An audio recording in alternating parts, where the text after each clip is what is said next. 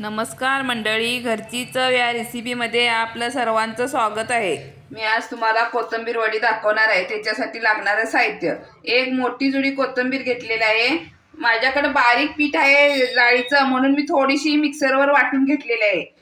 अर्धी वाटी ते घेतलेलं आहे। एक वाटी हे थोडंसं तांदळाचं पीठ घेतलेलं आहे, थोडंसंच टाका तांदळाचं पीठ, 2-3 चमचे जिरे स्वादानुसार, ओवा थोडासा, हिंग, मीठ, लसूण, मिरची, हळद, एवढे साहित्य आहे आपलं।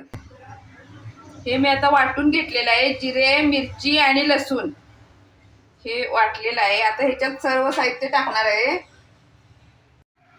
हे मी आता असं मळून घेतलेलं आहे, असे रोल केलेले आहे। थोडंसं असं पातळच पीठ पाहिजे, असा रोल व्हायला पाहिजे,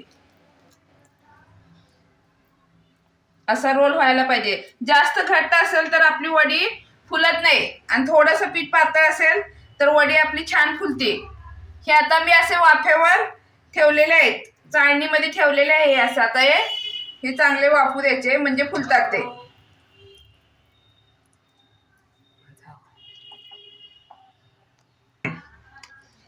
हे आता वड्या मी सगळ्या चाळणीत घातलेले आहे। 15 ते 20 मिनिटं ह्याची वाफ यायला लागते। हे आता बघा कसं फुललेलं आहे असं। आता थोड्या वेळाने हे थंड झाल्यावर आपण तळून घेणार आहे। ह्या आपल्या आता कोथिंबीर वड्या तयार झाल्यात बघा, कशा छान झाल्यात।